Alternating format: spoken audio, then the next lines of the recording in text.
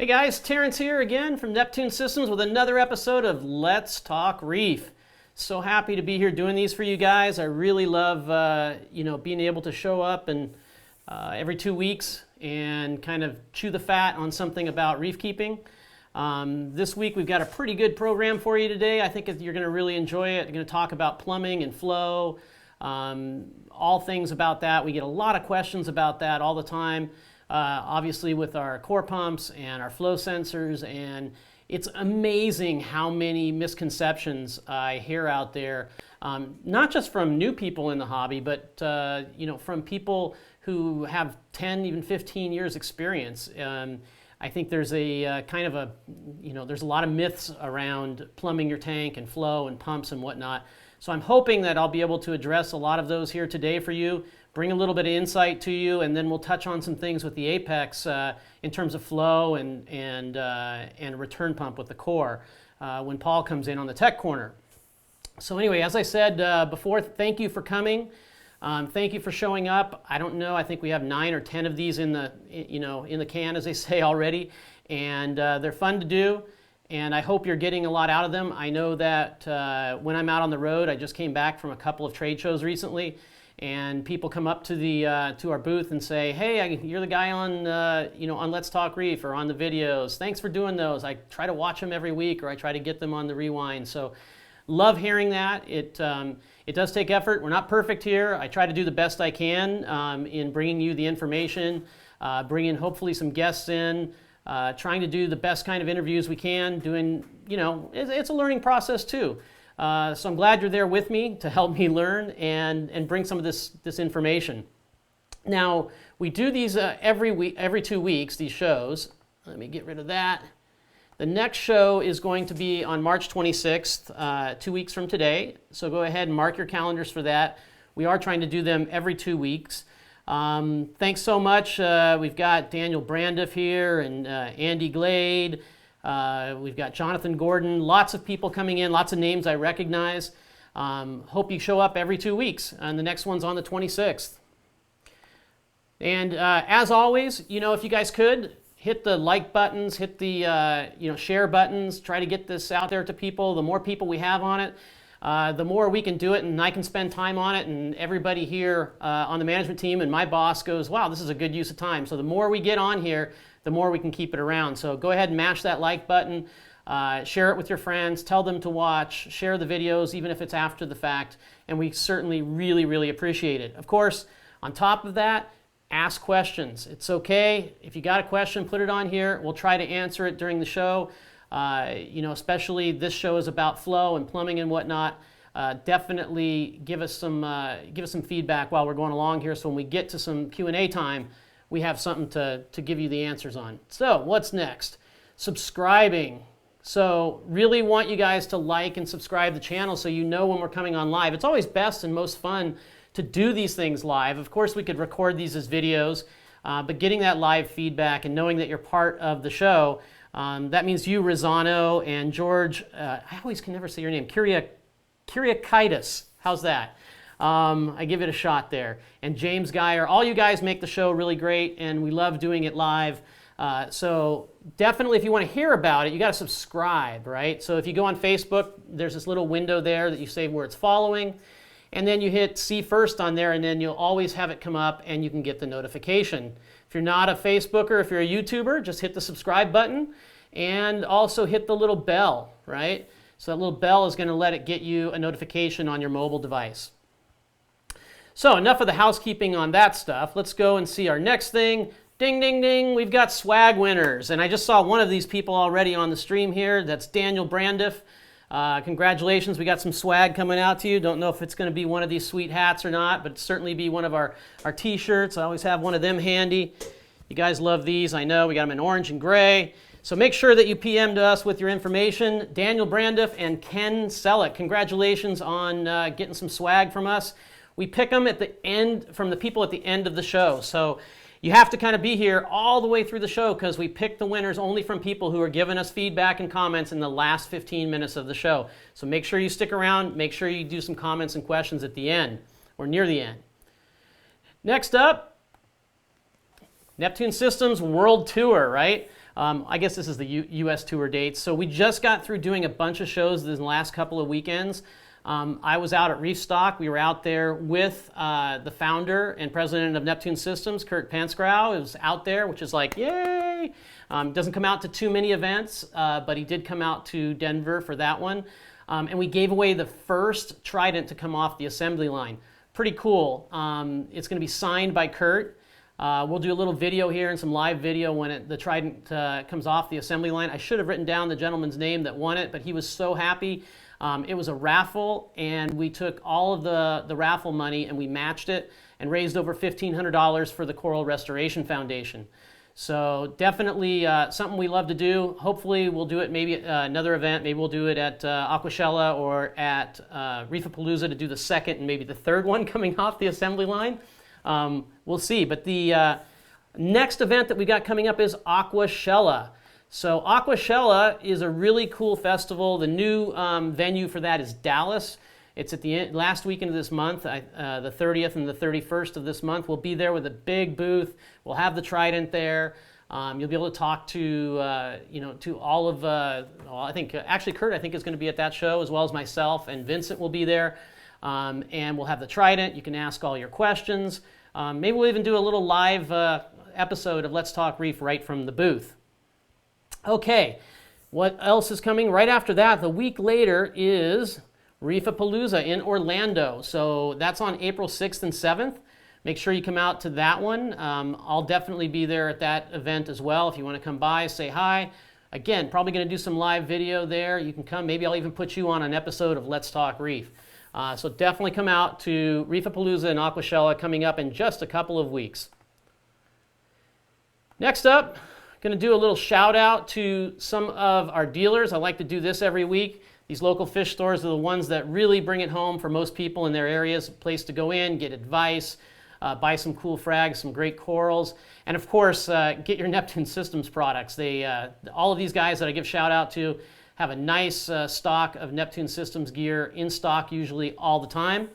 The first one that I have here is Fragbox Corals. They're up in North York, Ontario, Canada, we just did an event, I think it's the Greater Niagara Coral Show up there. Tom was up there showing off some of our gear and went around to all of our dealers. These guys have all our stuff, and they also have a really cool display tank that has Neptune's stuff on it, all the demo stuff and great coral. So if you haven't stopped into Fragbox Corals and you're Canadian or you're just visiting up there in that area, definitely stop in, and see what they've got there.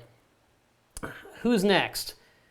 Next up, we're giving a shout out to Reef Plus out in North Aurora, Illinois. It's in the greater Chicago area. They are also a dealer for us of obviously Talk Reef, and I'm sure they can supply you with all of your Neptune Systems products, and it looks like they got quite a few fish and coral there as well.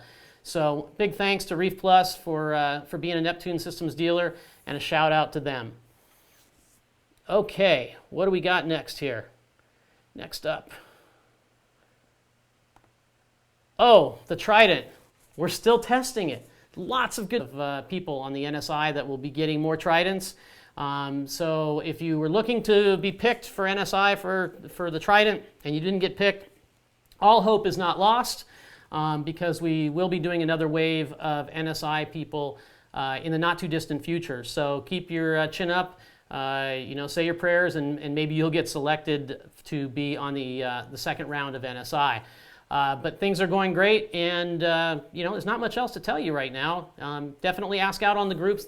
It's probably about every day, I'd say, that somebody's asking about it, and our NSI members are out and commenting. Okay, so the next thing I'm going to talk about, I gave a presentation a couple of years back at MACNA for one of their workshops, based around flow and pumps and how to optimize the flow for your tank.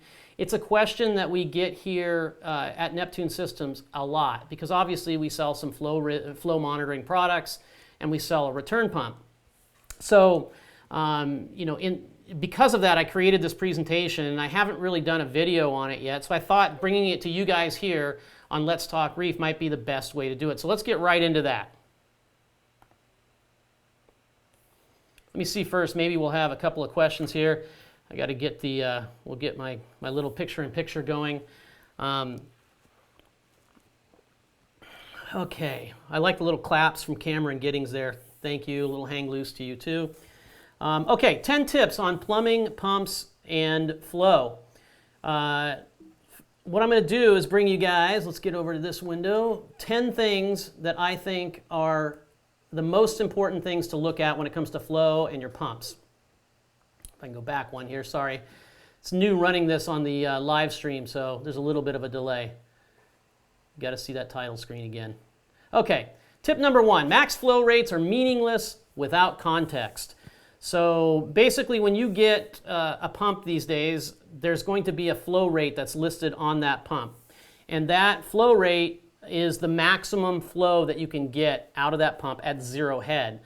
And while that's kind of interesting to compare a couple of pumps, it really is only part of the story if you don't know the context. Now, what do I mean by context? Let's get through this screen here. So context is a lot of things. First of all, context is this an internal pump or is this going to be an external pump? Is it, what's the output fitting size? Are you running, the 3/4 inch output, or are you running, 1 1/4 or a 2 inch? What's the pipe size that the tank is going to be flowing with? And does it get reduced? Is it all the same size? That's really a big deal. What are all the fittings? Are there bunches of 90s, lots of valves? Tons of things influence the flow, so that's also part of the context. What's the vertical head height? This is one we often hear people talk about. It's probably the most discussed one, like I have it in the basement and I need to bring it up to my main floor. But that's only part of the question. And then is your pump, is it optimized for flow and performance and energy, or is it optimized for pressure and pushing the most amount of PSI? That's also very important as well. So, next thing to talk about is system turnover, because I know this is a topic, especially people who are talking, running like the Triton system, with the 4-part and whatnot. And other people just give advice that, you need to have 5 times system turnover in your sump. Some people say it needs to be 10 times turnover. Some say it needs to be 20 times turnover. But really, what does that mean? Because what numbers are we using? Are we using the real flow in the tank, or are we using that number on the pump? And does it even matter? Well, if we don't know the real flow, we really can't even use any of these numbers. So it's one of these things I really don't like to hear in the hobby, because it's kind of a pointless number, really, given all of that, because we don't even really know. We don't even really know what the flow is on our tank. So what I try to tell people is try to dig deeper into how your system runs, what you have plumbed in your system, understand everything from a holistic perspective. And we'll see some examples here right now. Here's a tank that's kind of a beginner level tank. They're running kind of a manifold with a couple of flexi tubes going to some, looks like some 2 Little Fishies reactors. So, there's a lot of stuff going on in that one. And it goes from that beginner tank, all the way up to the super advanced tank. So this guy, is plumbing 3 or 4 pumps in there. He's got a lot of skinny tubing, a lot of valves and stuff. So this all comes into play when considering what your pump is going to do. You have to understand your tank. And the most common thing we're getting lately in regard to this is in relation to Red Sea aquariums. Great aquariums, love them. Paul here has one, it's gorgeous, it runs great, it's quiet. There is nothing wrong with this aquarium. However, the plumbing on this aquarium is very narrow. It's, I think, 5/8 flexible tubing for the return line, and it only has 1 nozzle coming out. And so when you hear about people wanting to get 5 times, 10 times, 20 times turnover, well, we're going to talk about how this isn't even really possible with these aquariums, but it's not really that big of a deal because you're not necessarily needing that kind of turnover anyway. But it is restrictive. You've got 1 little 1/2-inch tube that comes out on some of these Red Sea tanks. So that's definitely something to take into consideration. Now, tip number 2, when it comes to laying pipe, the diameter matters, okay?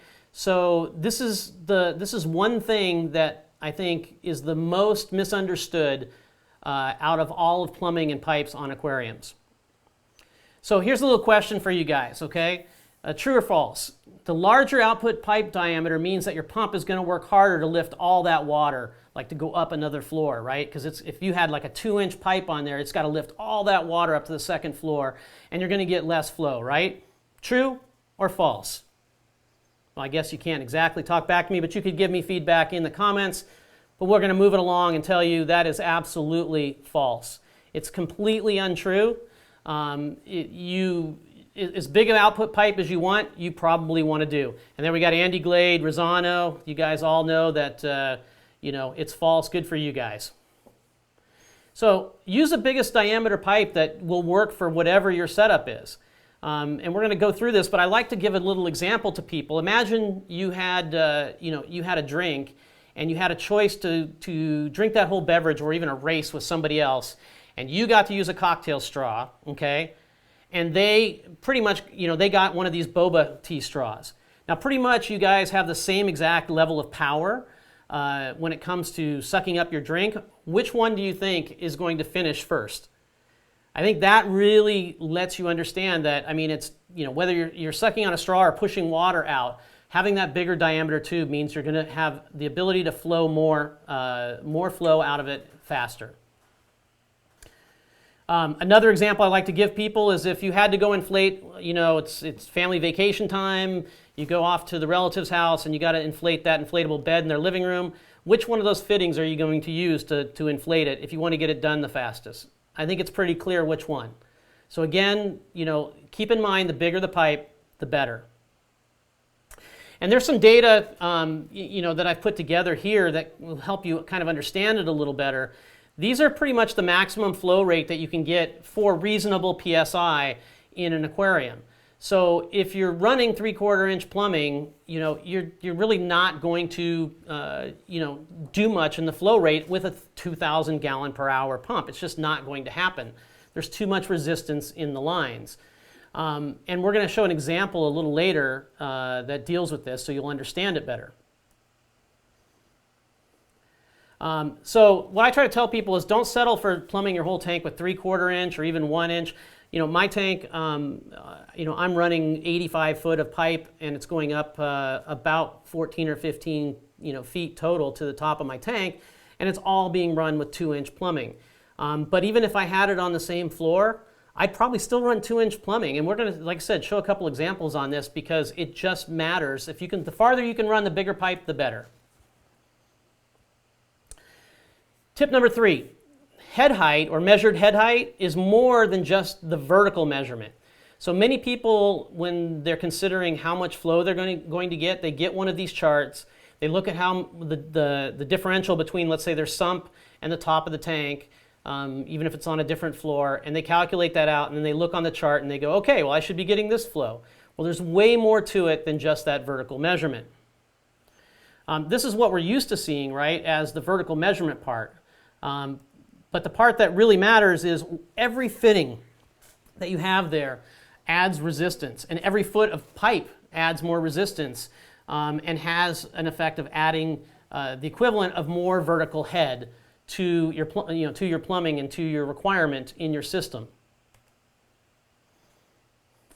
Lots of people, the biggest argument you see from a lot of people is, should I use 45? Should I use 90s?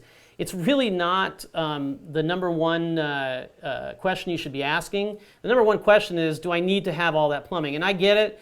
You guys want to have a lot of pretty pipes these days, and you want to run them, all nice and lined up and over and up. And I love the gray and orange plumbing, don't get me wrong. But the more you have in there, the more pieces of plumbing that you have, the more head pressure you have, the less flow it's going to be. And it's exacerbated the smaller the fittings are. So how do you really come up with a kind of a rough estimate? Because it really is a rough estimate on what your head pressure is so you can understand what your flow rate should be.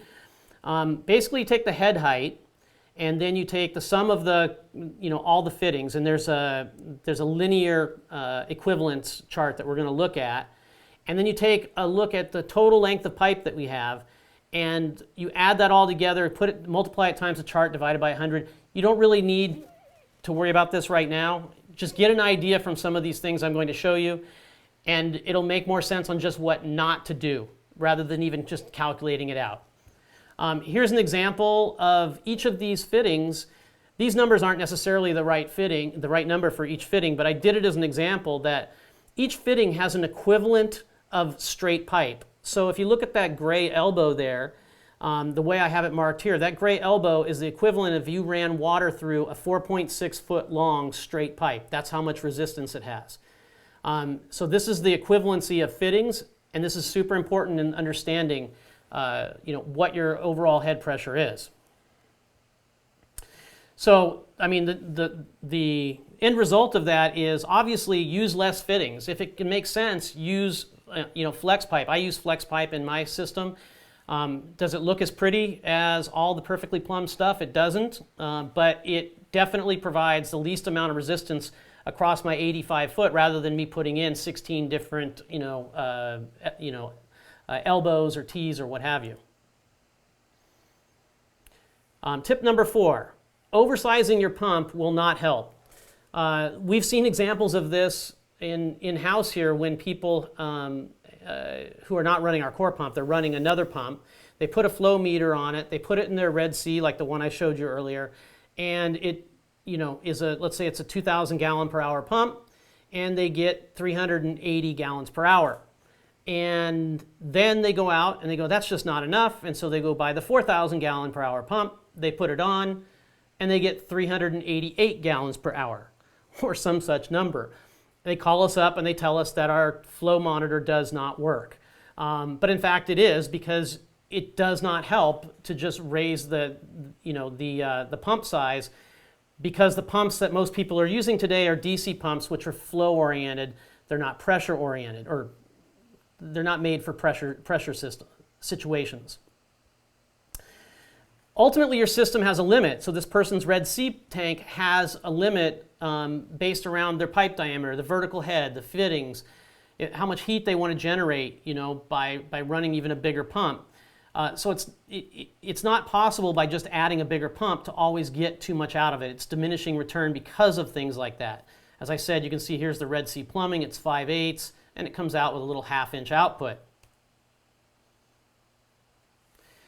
So the first thing to do before you go buy another pump, go buy a bigger pump, is to fix your system issues first. I know that's hard for a lot of you because you've already possibly made these mistakes, maybe plumbed your whole tank with 3/4 inch with lots of T's and whatnot. But if possible, or if you're building your next dream tank, upsize the plumbing. Get rid of the fittings where you can. Put more exits in the tank, and I'll show some examples in a second of that, and then have the right pump. If you are going to be coming from the basement and you do want to get 2,500 gallons per hour in real flow, well, you might need a pressure-oriented pump that's going to use more power and create more heat, and that you can only maybe get in an external version, or it might cost you $2,000. You have to consider all of these things to determine what you need for your tank. Basically, the only thing you're going to trade is power for pressure. So if you do need to have that much head pressure to go through that constricted plumbing or that extra head height, you're going to have a pump that's generally going to be louder. It's going to use more electricity. It's going to create more heat in your stand and into the water. It's not a bad thing necessarily, but if you had the right plumbing, you may not need to do all of those things. So make your system flow more freely first. Here's a perfect example of a system that we see all the time. We have our submersible pump. We have coming off of it 3/4 inch. We've got a couple of 3/4 inch pipes coming up to the top, and obviously most people have lock line. Instead of doing that, this is more like what you should probably do if you want to get the most flow. Run an 1.25 inch pipe up, and then split it, and then run that to 2 1-inch. And if you're really on top of things, don't even use lock line. Just have it drop into the tank. And then you'll have zero back pressure on it whatsoever, and you'll flow the maximum that you're probably going to flow with that pump. I see here Andy Glades also says you got to keep the pump clean. Yeah, absolutely. That's also a really good suggestion. So, Another suggestion I give to people, especially if you're running, let's say, a 210 gallon or 300 gallon tank, rather than getting a gigantic pump, to run the whole thing, right? Some monster pump. Why not split it up, right? Drop the pump size down. So instead of, let's say, getting one big, I don't know, L1 or even bigger pump, just go ahead and split it up. Put 2 pumps on there, and now you've also got the redundancy that if one of those pumps should fail, the other one, maybe your overflow might make some noise or something, but you at least have the ability to have 2 pumps running the same tank, and you'll have more flow as well. Avoid lock line. I mentioned this already. Lock line came around back in the day when we didn't have great power heads and when you needed to point the flow in a particular direction. It is very restrictive. It creates a lot of turbulence, creates a lot of back pressure, and it really doesn't serve that much in a tank these days that are running 20,000 gallons per hour of power heads. So if you don't need lock line, don't use lock line. There's not many uses for it. Get rid of it. Okay. Yeah, somebody here says, Drama D said, I noticed the longer the lock line, the less flow. Absolutely. Every inch of that lock line is going to be stealing flow from your tank. Tip number 6, one pump shouldn't be used for everything. Okay, so this is something that I see all the time with people, which is, rather than me get, 2 pumps, I'm going to get one ginormous pump and I'm going to run everything in my aquarium off of it. I'm going to run, all my reactors. I'm going to put a valve on there to go to my calcium reactor. I'm going to run the return off of it. I'm going to run everything off of there. And I think that's a big mistake. I see that all the time. There's lots of reasons you don't want to do that. When you shut the pump off and turn it back on, you get backflow through there from your reactors. As soon as your reactors start to back up with sediment, then the flow changes and then your overflow makes noise. There's lots of reasons to not do it, but it is a very common thing that I see people do. Instead, what I'd say is don't do that. Run a separate pump and maybe run the exact same pump, because that way, if you don't want to keep another pump just sitting on the side as a backup, you have a running backup that can run your tank. And your manifold generally is running things that don't need to be run anyway for a day or 2. You can take them offline, drain them, or whatever you need, and your tank will probably be just fine for 2 or 3 days while you get a replacement. So run two pumps. Also, if you have to clean the pump, it becomes a lot easier too. You can take one out, swap the one to the other, keep your tank running while you clean one. It definitely adds a lot of convenience. Tip number 7. The manifold pump is the same kind as the return pump. As I said, keep them the same. That way they're completely interchangeable, and if you use the cores, you can just copy over the programming from one to the other as far as the flow and or whatever the operation is that you have going on it, and you're good to go. Tip number 8, always use unions on outside fittings. So, when you get these pumps, like this one here, they generally have fittings on the, outside that have a slip fitting on the inside. And then you can put a barb fitting in there, or you could put another fitting in there. Well, they're incredibly restrictive. And so rather than, it's one of the things when we created the core that rather than try to get people to go find these things separately, we actually include an 1 1/4 fitting with the core to put on the output, so that you get that 1 1/4 output and there's 0 restriction coming right out of the pump. And believe it or not, you can then upsize that to a 2-inch, and that will also help increase your flow capability into your tank because there will be less restriction for that entire route all the way to your tank. I know it seems counterintuitive for a lot of people, but I have a little 1 1/4, I think, output on my ABIZ A400 pump, and it goes right to 2-inch. It's definitely, something to consider when you're putting together your new tank. So, this is an illustration that I have that the reason a lot of people don't put them with the pumps, and the reason that a lot of people don't get them is most of the pumps, including ours, for cross-compatibility reasons with existing pumps that are out there, we've kept with the British standard parallel pipe threads. And because of that, getting those unions is not easy. We do have them. We obviously sell them at a pretty good price too, in my opinion. I think they're, I don't know, $15 or $20. No? $9.95? $9.95. I just was told off camera here. $9.90. That's cheaper than probably you could ever get them at Home Depot. So, but they do come with the core pump, so you don't even have to buy it separately. And it's definitely the way to plumb your tank. Tip number 9, filtration circulation should not be used for in-tank flow. So again, don't look to create that flow in your tank with return pumps. Even, what do you call it, the closed loop. I'm not a fan of the closed loops either, because dollar for dollar in power, the amount of flow that you can get out of a closed loop or out of your return pump is not nearly as much as you're going to get out of a power head. Definitely a much more economical way to get a lot of flow is with power heads, not with your return pump. Okay, next slide, please. Next slide, please. There we go. I don't know why there's, oh, and look, now I'm probably 4 ahead. So I already said instead get the power heads, much better way to go. You know, my tank I think I've got a 425 gallon tank and I've got 6 power heads in it. I only have 1,000 gallons per hour, about 1,100 gallons per hour going to my filtration, and I have 6 wave pumps in there. So when they all go to on to clear out the detritus, I've got 6 times 4, what's that, 24,000 gallons per hour rolling through the tank. It's way more efficient. The next tip, number 10, is run the devices that you have on your aquarium at the recommended flow rates. What does that mean? Well, if you're talking about different types, you have you have things like UV, you have biopellets, you have GFO, you have algae scrubbers. You have all of these things that in order to make them run correctly, they should be run at a particular flow rate. And it's really hard to know what that flow rate is, but it's super important.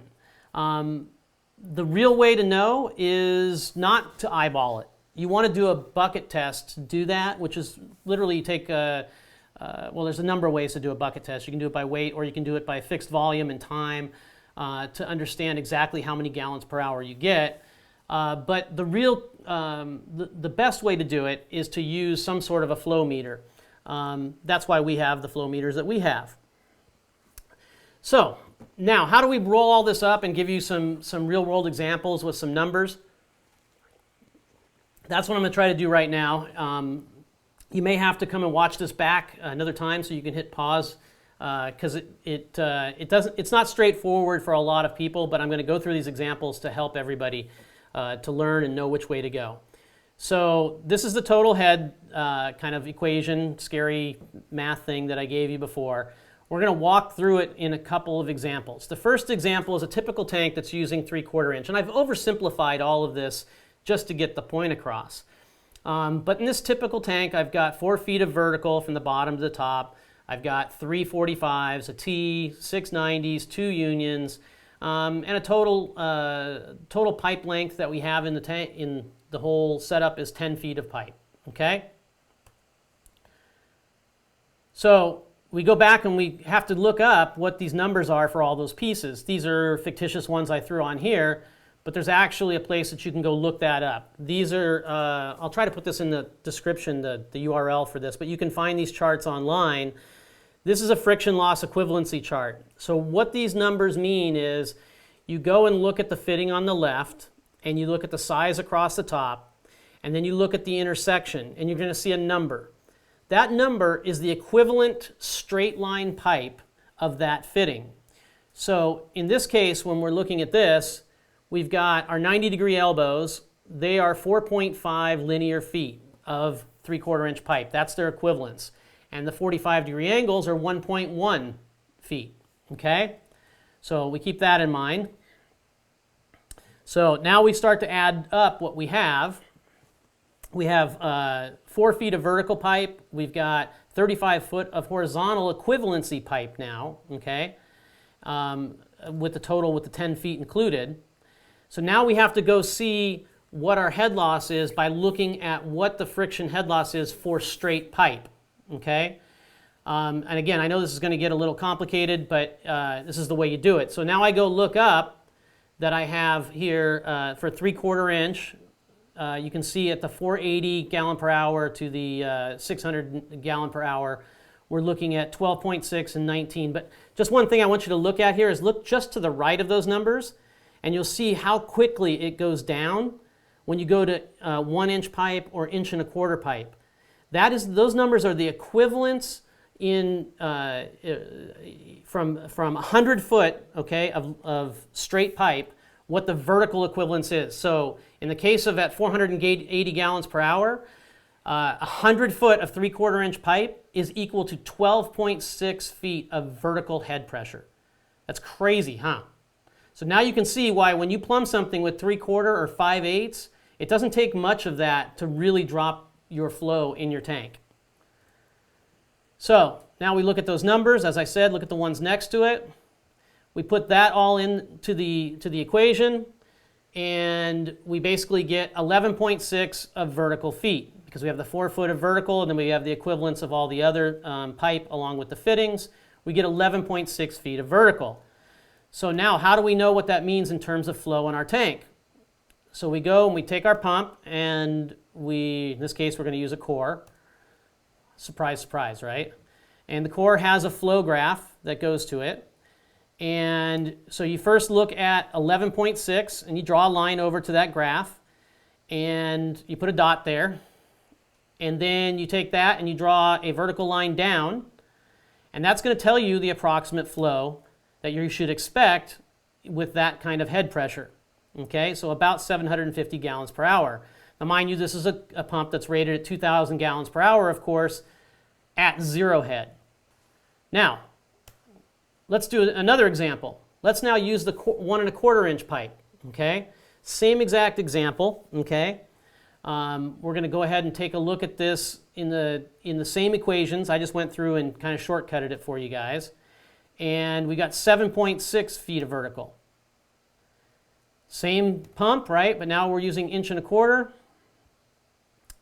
We pull out our little graph. We draw a line, across from where 7.6 feet is. We put our dot. We draw a line down, and look at that. We're doing more than 1,000 gallons per hour just by changing our plumbing from 3/4 inch to 1.25 inch, and we didn't change the pump at all. So this is, this is somewhat academic what we're doing. But I think it does illustrate just with these charts that there is a significant difference, and it's not linear in terms of how much more flow you get, because this is like 50% more flow by just upsizing our pipe by about a 1/2 inch diameter. So back to what we talked about in the beginning. Use the largest diameter possible for as far as possible that you can to reduce the amount of back pressure or head pressure on your pump. And again, I'm talking mostly about the pumps that we all liking to use now, which are these DC pumps, which are more flow-oriented. They're more economical to run. They're quieter to run. They're cooler to run. I'm not talking about this in terms of a high-pressure pump with 40 feet of potential head pressure on it. That's not what most people are using. Somebody said, Drama D said, you got to drain that flow as well. That's a very good point, too. We're not getting into that in the scope of this topic, but yeah, you obviously can't pump that much water if it can't go down the drain, so you want to make sure about that. Okay, so in light of everything I'm talking about here, this is where I get to a little bit of a plug. Sorry, but we are a company trying to make money, and I do believe that it's important for people to understand their flow, so we're going to talk about the flow monitoring kit. And the first thing I get from a lot of people is, that's a lot of technical stuff. Is it, having all this stuff on my tank, is it really necessary to have? Well, no, it's not necessary, but that's not the question I'd like to have people answer. I basically say, look, is this going to lead to you having more success? Is understanding the flow in your tank going to help you be more successful at reef keeping? I believe it is, or I wouldn't promote this particular product. Because with a reef aquarium, every little bit helps to make you more successful. Now, when it comes to flow monitoring, there's lots of things that you can do to monitor flow. Obviously, with our FMK, it comes with these little sensors. You can see here's one right here. This is the 1/2 inch sensor. You can get 1/4-inch sensors. You can put them 2-inch sensors. There's all kinds of sensors you can get. You can run them on your GFO. You can run them on your carbon reactors. You can put them on manifolds on your main line. There's 2-inch ones. So you can get all of this data, okay? But let me show you a few places where you can really get success, things that you might have on your aquarium. First of all, it's kind of obvious that you can put it on your return pump. And yes, you can use our flow monitoring with a pump that's not ours. I would recommend you use our pumps. But look, if you got another pump, our flow monitor will work with them all. But the key is you can get alerts when obviously the flow is less than it should be. You can understand what the flow rate is if your pump's getting dirty. Another thing, I think it was just brought up by Drama D about drains and having the right drain amount. What if your main drain gets clogged? Most people now run some sort of a Herbie system with multiple drains with an emergency drain. I don't know, maybe you put one of the flow sensors on a drain and you get any kind of flow through that drain. You turn down the flow on your pump, your core pump, or maybe even a 0 to 10 volt controlled pump. You could do that if you had the flow sensor and had that information. I love John Domelny's on here. He goes, "Come on, Terence, sell it." Yeah. Alerts. Obviously, alerts save the day. You know, you need to keep the flow running in your tank, keep the flow running on your reactors and other things. That's what's the great thing about everything on the Apex is you've got those alerts. Carbon and GFO reactors. This is a really interesting thing because these things run great, but their performance degrades over time due to buildup of detritus or a clumping of the media in them. And with a flow sensor, you can actually monitor that and see when that's happening. And then after you change out the media, you can set it back again to the exact place where you want to have it. You know, especially if you're turning off valves and changing the flow, you can put it back to the place that you had it before that you thought it gave you the best performance. So here's an example of a graph of the carbon and GFO. I don't want to have a spoiler here because Paul's going to show some of this stuff in a little bit. I don't know how many people are running biopellet reactors still. Some people are still using that as a carbon source, but I know I ran them for a while, and getting them to tumble just right and not get clogged and whatnot, it was such a pain. But if you know the flow rate, it's much easier. Okay, UV sterilizers. I run a UV sterilizer. Some people like them, some people don't think they're necessary. But one key thing about a UV sterilizer is, number one, they need to run at a certain flow rate in order to be effective. If you run the flow rate too fast or too slow through there, they're not being effective. The number two thing is if you're not running flow through there and that light is on, it's going to overheat and potentially damage the bulb in there. It'll actually boil out some of the water and you can have a meltdown. And that is a real picture on there of somebody's UV that burned up. So it's really important. Also, it's really important too because sometimes people's pumps go out and then they kick back on, say 6 or 10 hours later, and all that water gets all stagnant inside the UV, and then it gets pushed right back out into your tank. Maybe it could even be a week and you didn't even know it. And then all that nasty water that's inside there gets pushed into your tank and causes you to have like a mini crash in your tank. RODI system, this isn't so much to give you an exact number, for instance, on how many gallons per day that you're pushing out, because it can't do that. But you can put it on the input side and first of all know that you're flowing water when you should, okay, by using a solenoid valve. And when that solenoid valve is off, you certainly shouldn't be getting flow through there. And you can also kind of tell if you start to get a lot of back pressure due to the carbon blocks getting clogged up and your flow rate diminishes there. Definitely has to be a higher output type RODI for these to work, because I can't remember what they go down to, but obviously they don't go down into the small sub 1 gallon per hour type of range. But it's definitely a helpful thing to have on there for the cost that they are. Here's what's in the FMK. You obviously get this little module called the FMM module, and then you get 2 of the 1/2-inch sensors with their adapters to adapt them to 1/2-inch pipe, and you get a 1-inch sensor that has the 1-inch unions with it That's what comes in the FMK. In the US, that retails for $199.95.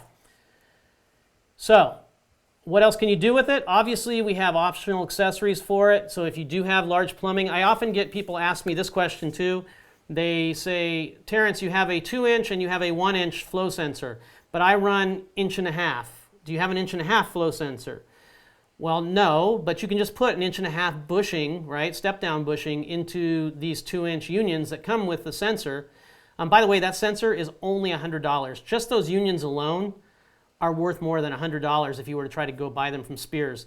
But you put that step-down bushing in there, get it down to 1.5 inches, and you'll be just fine. Same thing if you're running 3/4 inch. Well, we don't have a 3/4 inch sensor, so you take the 1-inch sensor and you put a 3/4 inch bushing in there. Not a problem.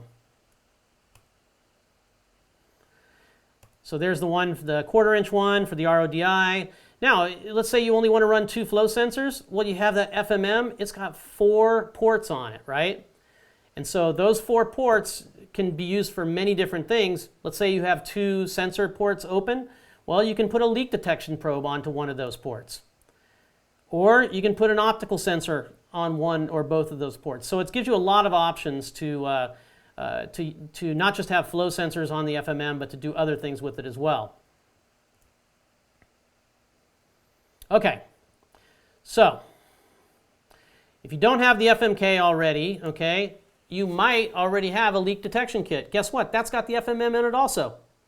And you may not be using all the ports there, and if you want to do flow monitoring, you can buy one of the sensors separately.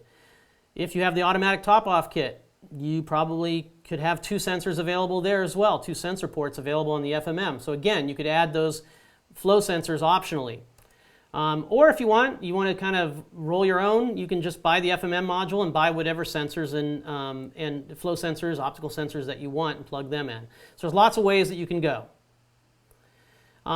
Ultimately, is flow monitoring going to lead to more success? I think, everybody is different, but my feeling with the Apex and with all of this information, you can see on this screen, it's got just so much information being shouted at you. Yeah, it may seem confusing and whatnot, but if you've got that more information, you can decide what to do with it. So if you're monitoring flow, it's certainly better than not monitoring flow, in my opinion, because it gives you that much more information to make decisions on your aquarium to keep a more successful aquarium and have less failures. Now, we did talk about the core, and again, I still got to sell a little bit here.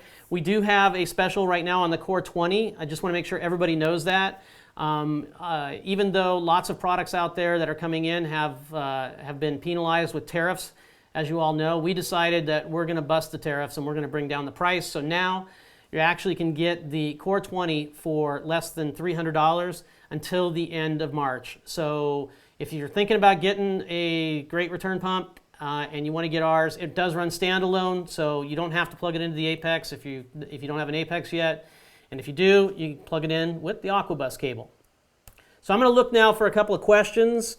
Let's see here. I think I saw a couple of good ones. Let's see. Is there a regular maintenance schedule for the flow meters? They definitely can be maintained. Obviously, with the unions on the 1-inch and the 2-inch sensors, you can pull that sensor out. You can rinse it out on the inside. They are not meant to be submerged, so you can set it in a light vinegar solution without getting the wire section underwater to get out any kind of stuff in there. If you don't clean them, yeah, after some time, you probably could get some critters or animals in there that will get them stopped up. So definitely do that. I know my 2-inch ones at home, if I don't do it every 3 or 4 months, they're going to have critters that crawl up in there and close them up. Why no special on the 15? We just wanted to make it simple. Do it only on the 20. The 15 is only $275 anyway. Let's see here. Okay. Just trying to see if there's another question from you guys. Somebody wants to know about using a salinity meter for TDS. It's possible. It's probably an expensive TDS meter. Okay. All right. Well, I tell you what, I think it's probably a good time for us to get into some of the technical stuff, see how some of this stuff runs. you know, and find out how to set some things up. I know Paul is sitting here waiting to get up here and tell you guys all about it. So let's go ahead and bring Paul in on our Tech Corner.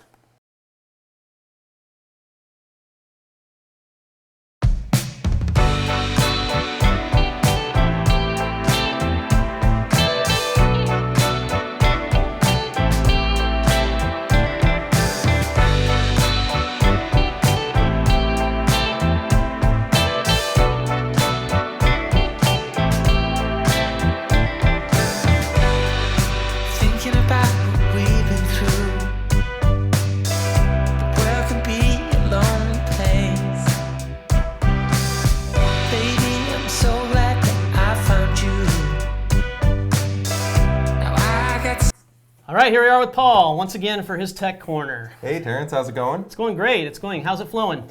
It's going well. It's going well. I won't fall into that. Great presentation on Thank flow. It's one of my favorites that you do. I don't think people really understand all the intricacies, you know, when they go and talk about head pressure, you know, what their head height is and all these sorts of different things. And, you know, my support team gets that all the time, right? Of, hey, I got this pump and it's supposed to be doing this and the flow meter says this. And, you know, they've gotten really good at letting people know what their actual, you know, head pressure height is. And it does surprise a lot of people, you know, when they buy a 2,000 gallon per hour pump and they're getting 284 gallons per hour in their tank. They feel a little cheated, I must say. Yes. And I mean, ultimately, you know, I think the thing that you stress a lot, you know, throughout that presentation is that it's not so much necessarily the size of the pump. It's not so much everything. If we're going to DC pumps and we're looking for this power efficiency, right? You know, they're not designed for head pressure, right? They're not designed for high flow pressure situations. So if you want to be down in the basement and you want 2,000 gallons per hour up at your tank, well, there's going to be a price to that. Oh, absolutely. You're not going to get a core to do that, or a Vectra L1 or M1 or any of these things are going to get you real flow at those rates. Exactly. You're going to be spending. I mean, like, you know, like in the ABIZ pumps, which are great pumps. Yes, those, the Red Dragon pumps. I mean, there are pumps out there that do this, right? But or those AC pumps that we've been running for years, those big monsters that look like pool pumps. Which also consume the power. Yeah, 400, 500 watts or whatever. And I mean, if they're in the basement, no one can hear them, and you're paying a low kilowatt per hour, well, why not? You know, but you know. Well, there is the environment, Paul. Come on now. Sorry, Terence, what was I thinking? So, what are we going to see today, Paul? So, you know, with you talking about the special on the core, right, and talking about core setup, I thought I would just do a little walkthrough of what it means to install a core on an Apex. Okay. So, we'll be talking about the connected core, right, not the standalone version of the core. Okay, because the Core 20 does both. The Core 20, it's a great product because it does have this standalone feature, and you get a lot of the parts that are included there. I'm just not going to go through the setup of that. That's okay. I think most of our viewers right now probably are all Apex geeks anyway. Yeah, so they're all going to have an Apex and run it connected. Right. Then we'll talk a little bit about flow meters, how to set those up, how to set alerts for them, how to not get alerts when you don't want alerts, those sorts of things. Okay, well that sounds like a good thing. Let's get into it. Let's get into our Brady Bunch mode. My favorite, yeah. Tech there demo. Oh, there wow, we that are. Worked great. And we're down in the bottom right corner now this time, Paul, only because we got a new way of looking at the iPad so they can get a better view of it. Right. I like the new software so far, so I think it's going really well. Good. So anyways, so to set up a core, right, what do you think we're going to do, Terence? You think we're going to do some programming? Yeah, I think you probably are going to have to like break out your wire strippers and break out the instruction manual. I'm seeing some time with the comprehensive reference manual to do that for sure. No, that thing's gone. That thing, it's in the recycle bin. I think we're going to be doing what we've been doing the last number of weeks, is run a task, we are going to run a task, Terence. You are correct. So we're going to come over here. We're going to hit that task icon, okay? And we are then going to select a core. Okay, and as I said, there are two models that you can select, a Core 20, which is rated at 2,000 gallons per hour. It has a connected version and a standalone version. And the thing about the Core 20 is it is like a lot of power heads or pumps that you're very familiar with. It has a power supply, it has a pump, and it has a driver. Okay. The Core 15, on the other hand, takes out the power supply. Okay. And it connects up to the Apex with a one-link output. Okay? So this one would be This one would be a Core 15, right? Because it's got the, get backwards here, it's got the one-link connection on it, right? Exactly, that's a Core 15 and that's going to driver. connect in, I got one of these guys down here, that's going to connect in to one of those 3 one-link connections on an 832, right? Right, exactly. But the Core 20 is going to use the Aquabus connection to connect, and it's going to have a power supply because it needs more power. Exactly. Okay, good. Glad. You worked all through Glad that. to know that. And the Core 15, you know, because it doesn't have its own power supply, does sacrifice a little bit of flow. It is rated for 1,500 gallons per hour at 0 feet ahead, but runs a little bit less power and things like that. Okay. So let's assume we're setting up a Core 20, so I'm going to go ahead and select that. Okay. We talk about what needs to be connected. You know, the core pump needs to be connected to the driver. The power supply needs to be connected to a power outlet. That power outlet doesn't need to be on your Apex. It can be plugged into a power strip, a wall outlet. If it is connected to your Apex, you just want to make sure it's set to be always on. But you can do power monitoring too. You could do power monitoring on it, but the core itself already supplies the power. No, I You know, I know. So Just geeking out. Yes, yes, and then you connect the Aquabus cable to the module, and you can connect up to any Aquabus port. Okay. So once it's connected, right, we go ahead and can select the core pump, which is already labeled return pump. And the first thing that we do with a core setup is just to calibrate it. Okay. And so we have this great feature that we call, IQ level. All right. Yep. What IQ level does is it allows you to set both a maximum and a minimum setting. Okay. Okay. So the benefit of setting a maximum setting, Terence, is if your return pump should only run 60%. Okay, and if for some reason that's the most your drain could take. Okay, because we had that come up before. You don't want to run your return pump more than your drains can handle, or bad things happen. Exactly. What eventually happens is, well, the pump starts to overflow the tank. Right. Okay. Bad. And that's a lot. Even a couple seconds of that is a lot of water on the floor. A lot of water. So you don't want to. Even if it's only 200 gallons per hour that you're getting, that's a lot of water. It's a lot of water. Something you do not want to have happen.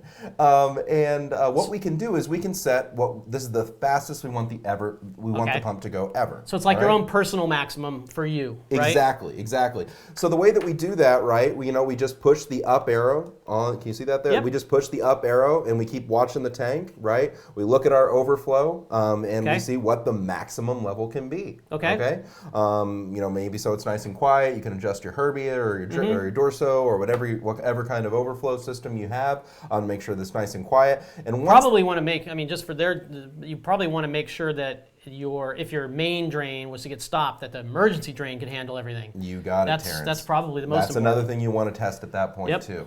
Once you have that set, right, you just hit the next. So we set the maximum value that way. Okay. All right. Then the next part is to set the minimum value. Okay. So, I don't necessarily like to turn my return pump off during feedings, right? Because what happens when I never turn mine off. It sounds like the growling of some demon out of Game of Thrones. Right. Well, Thrones. Game of Thrones. With 85 feet of tubing, Terence, yes, yours does have an interesting sound when the pump I wish turns I off. had this feature on my pump. Yes, but what the minimum level allows you to do is it allows you to set just to the point where maybe water is just trickling into the tank or right before it's trickling into the tank. Okay, and what that allows you to do is keeps water inside the return line, so the pump is just running, keeping water inside the return line, but it's not actually flowing into the tank. This keeps food in the tank during feedings, right? Maybe if you want to go into photography mode or you want to show people the tank with all, Also doesn't make your sump rise all the way up. Doesn't make your sump rise, all those sorts of different things. So you can set the minimum level there. Okay. And so that's basically when the pump is quote unquote off, right? It's not actually off, it's at this minimum level. Okay. So, and again, we can adjust that by just pushing the buttons down. Okay. And once we find that, we hit next. And then at this point, we can name this return pump something special if we wanted to. I just named it return pump, all right? And at this point, we can set it to turn off with the feed cycle. Okay. So as you know, feed A is the most popular feed cycle, right? It's the default one. Right. And you can say, you know what? When I want this return pump when I want to run a feed cycle, I want the return pump to stay at a minimum speed. okay? That delay there is the additional time you may want it to be off after the feed cycle. So it's like if you have a 5-minute feed cycle, which is defined somewhere else, when the feed cycle finishes, if it's set like it is right here, then 5 minutes later the return pump comes on. Yes, Okay, exactly. Me personally, I usually want my return pump to turn back on. I usually delay things like my skimmer and stuff like that.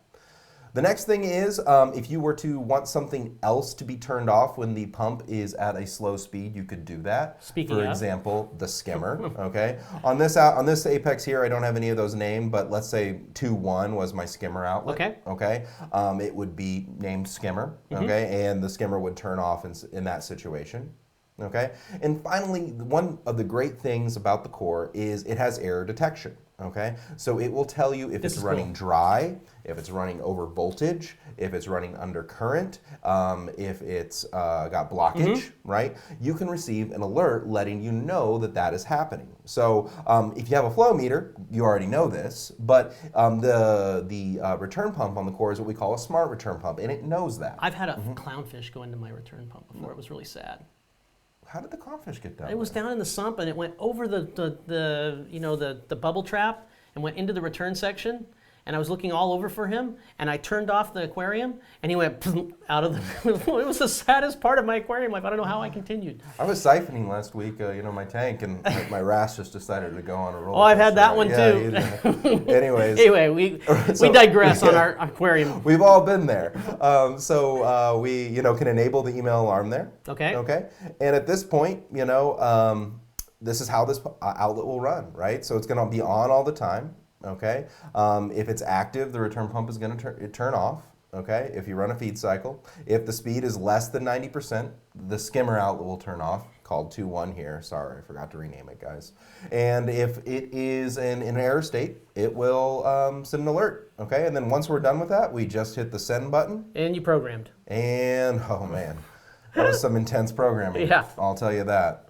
And that's about it. In terms of a core setup, we're pretty much done at that point in terms of setting one of those up. Okay, so I will go ahead and jump to a wizard real quick because you may want to do fine-tune adjustments after that. You can do it on the IQ level. So I think you were telling me earlier that when you do it with the buttons, the increments are a little bit more. They're like 4 or 5% increments, just because we didn't want you pushing the button 100 and some odd times to get 1%. But if you let's say when you set it to your minimum, there was a little bit too much water coming out, and you wanted to just drop it a little bit more. This is where you would do it. Or just one more step was just not enough flow, that kind of thing. You can fine tune that right here. Okay, so you can go in, you can adjust those levels, fine tune them by the 1% right there. Excellent. Okay? In this situation here, this core, it was set up at 100% and yada yada yada. Mine on my tank is a core 15 on my Red Sea 170,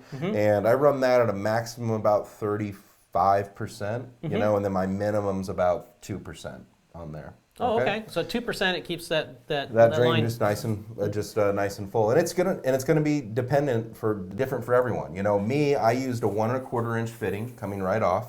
Okay. Then I kept that as long as I could. I kept that at 1 inch vinyl tubing. Okay. Then right when I got to that fitting on the Red Sea connector, right, I reduced it down to 5/8 and have a little barb connector in there. Yeah, I mean, ultimately, that 5/8 and that 1/2 inch at the end is the one that's also just killing you. I know. It's just the way it is. But again, I'm running maximum of 34%. And again, you don't need to have that much flow because it just has to turn it over in your sump, guys. We could have a whole argument about how much flow you need. I wouldn't argue. I'm not a proponent of turnover, right? Not this 10x, 20x stuff, for sure. I want my filtration to have the opportunity to actually clean my water. And so it makes too much noise too, anyway. Yeah, you got all those different things, Okay. So the second part of what we wanted to talk about was the flow monitoring. Flow monitoring, and one of the people that runs some great flow monitoring here at Neptune Systems is John. You're getting a window into John here. John is our support manager, and he is a control freak for a long, long time. Yes, and he. And the way that you set up flow sensors with the Apex are fairly easy. You basically go to the task again, okay? You go to configure a flow sensor. Well, look at that. And then you connect the FMM module to the Apex. Okay. John has 3 FMMs connected to his Apex, the He has control a freak. flow monitoring kit, automatic top-off kit, and a leak detection kit. You select the FMM that you want to use. I use his one for flow. Okay. And then you plug in the sensor. We are going to, let's say, configure John's return pump, which is a 1-inch sensor. If for some reason you knew it was a 2-inch sensor, a 1/2-inch sensor, a 1/4-inch sensor, you could select that there. Okay. Okay. You select it. Okay. At this point, we don't really know what the minimum and maximums are, right? So this is for setting up your alerts or your triggers? This is for setting up your alerts. Okay. Okay. And to trigger an alert value. My recommendation is, until you know what it is keep that very large. Okay. So basically, you may want to know if your return pump, goes less than 200 gallons, or you may want to know if it goes more than, let's say John's really optimistic about his flow and thinks he's got 1,000 gallons. Okay. Okay. And we go ahead and click next, and then we can send that off to the Apex. But we shouldn't do that on John's. I'm not going to do that on John's. And then we can come in here. Okay, so it's set. Now what happens? Next, we want to do is we got something new, right? So we want to pull those So flow whenever we sensors. have something new on your Apex, you plug in a new module, or you put a sensor in like this. You aren't going to have it always come up right on the dashboard. You're going to get that little padlock at the top is going to turn blue, and that means that at the end of that, when you scroll all the way to the right, you're going to see tile, right? Exactly. And that's what you just dropped down here. That's why I drop down there. Ooh. And then just drop down there. I can then select the flow that I want to take a look at. So, for example, I want to see the flow meter here. Okay? This is on the return line. This is on the return line. And this is John's typical flow. You can go back and back. Looks like he needs to clean his pump. It looks like it's on the It downward is on trend. a downward trend right now. I'm sure John will probably, you can see also that it was going down a bunch more. He's like, no, don't show before. them that. Right. You can see this very low setting. This is today when I went ahead and triggered a feed cycle for John too, right? He normally doesn't turn off his return pump during feed cycles. But to set up alerts, it would be good if we had multiple feed cycles in there. You just take a picture of time where you have a steady period of flow, and you can then see that what the maximum and come on. So, I mean, you got a little over 500, so you might want to say like 600. Yeah. And it never went under like 460, so you might want to say 450, and you're Right. good. And the final part that I think a lot of people kind of miss too, one of the other things I want to show too before I go into that is, this is so cool. So John, being the guy he is, right, this is his reactor media. His carbon. His carbon reactor Got media, it. right? And you can look back, right, in terms of how his reactor media runs. And I was looking at this graph and I go, you know what? I bet you John did something to his tank at that point. Yeah, there's clearly a big jump So- there at some point. What the Apex allows you to do, it allows you to catalog when you do maintenance events, okay? If you're a real control freak, then this is what you use all of those cool things that we've put into Apex So Fusion if for. I want to see a maintenance event, look, it That's just so so cool. happened that John did a maintenance event, and the clicking hard on the to- iOS is hard. It's hard to, oh, you almost got I it. almost had it. Anyway, Anyways, you can kind of get the point there. It says that he changed the carbon in his reactor, and shortly thereafter he turned it back on, and away it goes with the. And the flow it's rate. very easy to do that as well, to schedule those sorts of things, right? You just say, you know what, I'm gonna schedule a maintenance event, and you can go in and schedule a maintenance Cool. event at any point. Cool. And that So- stuff all graphs. We got to do actually another episode where we look at all the graphing and the cool things you can do with Yeah. like logging, I think there's a parameters, and scheduling stuff. We need to do an episode just on that. I think. Exactly. And I think, and then the final thing I wanted to show you was getting email alerts, okay?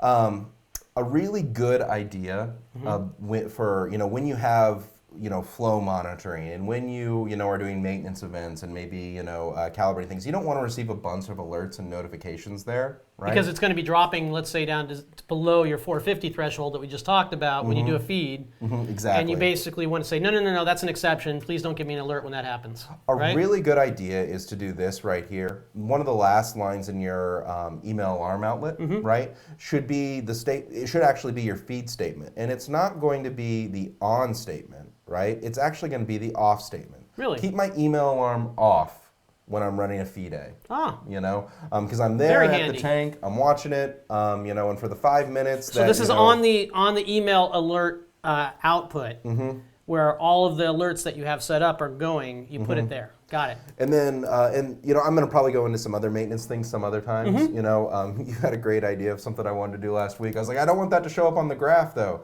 I changed my data log interval. Oh. And I can show you guys maybe that some other time on how to do that. Because we get those kind of questions all the time. So that's pretty much it. Well, we covered a lot, Paul. I mean, that's a whole lot of stuff. I think we've given a ton of great information. Let's take a couple of questions. Let's go back out to our wide view here. And let's see if we can find a couple of questions, because I know I did see a couple in here that I liked. The first one is, with the core, do you still need an FMM on the return line? Say it again, I'm sorry. If you have the core, do you still need to have the FMM module on the return line? So yes, so what the core will give you is, in terms of notifications, like I said, it will tell you if it's running dry, it'll tell you if it's running undercurrent, it'll tell you if it's running overcurrent, and it will tell you its RPMs and wattage and internal temperature. Okay. So the alerts are all those different error states that you can have with that. Right. Dry, under, over. But it doesn't tell you the flow rate. But it doesn't actually tell you the flow rate, because all that we can tell you is what the revolutions per minute is. Got it. Okay? And depending on what your plumbing is, or their instructions, or whatever it may be. We have no idea what that RPM is actually doing up in your tank. But Tell me. here is something, and I should be selling the FMM. Yeah, buy these always together. Yeah. Okay. But if you did plug this into your Energy Bar 832, and you had another kind of event on there, for, right? Like something happened with the pump or what have you, the flow went down. It might change the power usage on that pump. Outside of the norms that you set up for power monitoring for that pump, and that might trigger you also an alert. Without getting the FMM, it's not the exact same data. I mean, my answer to you is always measure the flow rate, because just of what can happen. But there's lots of ways, I guess, with an Apex to get good information. Take a look at John's right there. His has been running basically the exact same wattage. And I took a look at his wattage a little bit earlier because I was kind of curious about that. All right. His wattage actually hasn't really changed that much, even though he's on that downward Because progression. it has to keep using that same amount of power. Because it's using that same amount of power. The wattage did go up a little bit, but not to a point where you'd be like, oh, something's going on with my core, right? So the only really way you can know is by measuring that flow. Okay, that's a good question. Okay, I like this from Sasha. Says, definitely think I need to upgrade to the core when it's time to replace my return pump. Well, I'm sending out vibes for that return pump. Sorry, Sasha. Oh, you put it out there. You put it out in the universe is what happened. Clint says he loves his cores. Somebody asked for what should be the setting for the IQ level on an RS 250. It really depends, you know. Did you do something special in your reefer, right? Right. Did you tee something? Is there a manifold? Did you use the 5/8? There is no really good way to know unless you actually are right there, pushing the buttons, watching the actual flow. Right, for sure. You know? Another question, Gerald C. says, I just bought the Core 15 for my 125-gallon tank. Should I use the Core 20 better? No, not necessarily, Gerald. You know, as I said, if you plumbed everything the way that you should plumb it, and you have a Core 15 on there, you know, maybe you're getting 500, 700 gallons per hour, maybe turnover out of that pump, which is fine for most people on a tank of that size, and you get the added benefit of not having to have another power supplied amount, you know, in there. And you know, I think you're fine with the Core 15. Like I said, I think a lot of people go for the bigger pump always, you know, because bigger is better. Yeah. But that's, you know, it's not always the case. I mean, there's pros and cons to everything, right? You know, the Core 20 is typically one thing you look at because it's standalone, right? It has a little bit more power to it. But I mean, it's just so nice not having that power supply. Yeah, it's just one less set of wires. Yeah. You know, same thing with the waves. Yeah, you know, I got to plug the waves a little bit here too. You know, when you have a power head and all you got is one little skinny wire that goes to your 832, and you don't have a control box and you don't have a power supply to worry about. It's just that one wire. It's convenient. Everybody loves your intro music, by the way. I can't help it. I do too. I had to come up with something funny for it. So I have the Red Sea 525 XL. Can I use 2 Core 20 pumps in the system? I don't know exactly how that's plumbed. But if it's got 2 outputs, I would assume that you could run 2 Core 20s, one on each output. You don't want to run return pumps in parallel typically, right? Okay. So you want to make sure that you're feeding in to two separate return lines in that situation, right? You wouldn't want to be plumbing. Well, not together. You don't want to cross over, but they could run independently. You mean independently, yes. That's what I'm saying. So if it has two independent return lines, then we probably could do it. But I'm not sure if it does. I don't know if it does or not. Yeah. Will the AI Nero 5 be able to connect to the Apex via IOTA soon? Don't know. We haven't been given the word on that one, so I don't know if it will or not. We'll see. Yeah. We'll see. Let's see here. Is there a regular? I already had that one. I think that's about it, Paul, for all the really good questions. Remember, like I said, the last 15 minutes of the show is where we pull the winners from. So you guys all got to get your questions in there so that you can get a chance. The core pump soft start, absolutely. Core pumps do soft start. They're a DC pump, right? So you don't get that chunk, so to speak. I saw that in there. Somebody asked, do you think we'll ever come out with a bigger core? I don't know if we will or not. I mean, anything's possible. But to be honest with you, the Core 20 fits in the 15 fit this sweet spot of tanks, from 40 gallons all the way up to, especially if you run two pumps, right? Like I like to.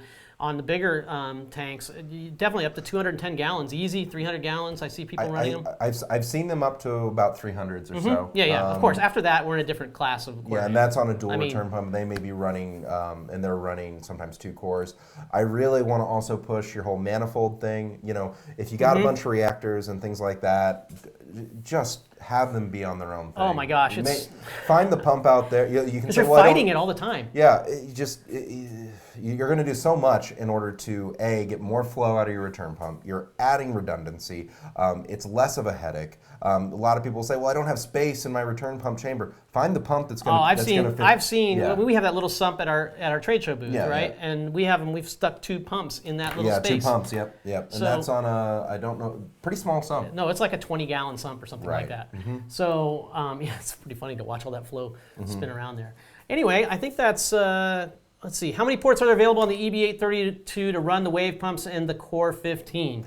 You get 3 one-link ports on the EB832, so you could do 2 waves and 1 Core 15. Or you could do a Core 15, a dose, and a wave. Or you could do a Core 15, the forthcoming Trident, and a wave. There you go. So lots of options. there. And if you don't have enough ports left, you can get the one-link module and power supply and add more one-link ports. But you know what I would do? Just buy another EB832. Buy another EB832. Yeah, I mean, you're looking at $150 for a one-link module with power supply, or $250 for an EB832 that gives you 8 outlets plus a power supply. And 2 more DC24 outlets as well. Yes. So definitely cool. Yeah. One thing Terence did not mention about the FMM2, it also has a DC24 output. You can't see it there. So you can actually hook up a PMUP or a solenoid to it, or any 30-watt device, 24 volt on a watt, any 30-watt device. And who knows what else we'll come out with for those. Exactly. Because it's available. So we're always looking for stuff to add to that little space. So.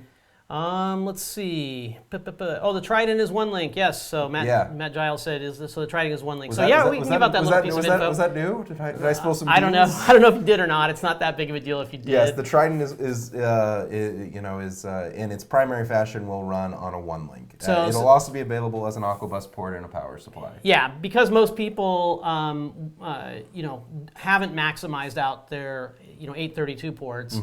It seemed like the best one-wire solution way to do it, and so it will ship with the one-link cable. And if you don't have ports for that, you'll have to get the power supply and Aquabus cable. Right. Yeah. That's the way it'll go. So yeah, you heard it here first. Okay. All right. I think we're going to call it, Paul, because we're a little over. We're about 20 minutes over our usual time, but I think it was good use of time. Good. So all you guys out there, keep putting comments, keep sharing these. Letting your friends know, like the videos, and say hi at these events that we're going to, because we love to hear it. We love to hear what's going on. Our next one is what, the 26th, right? Yeah. March 26th. So right before Aquashella. Oh my gosh! Yeah. It's right before I have to leave for Aquashella. I like to keep letting Terence know how many things he's going to be doing. So Yeah, it's we have crazy times coming up. We know what we're talking about on that weekend? We do, but I don't remember, and so I Yeah. didn't put it down because we did put a schedule together on it. We have a schedule, but we're always open for Tech Corner, especially, right? We want to go over things that you guys have questions about, right? So Give the feedback. If there's something that you want to know more about, if there's something that you want me to go over, do that. And it doesn't have to be directly Apex stuff. It can be this tangential thing, like we did the flow thing with the pumps and stuff like that. Yeah. It kind of fits in, and it helps you as a reef keeper. We want to do it. Good.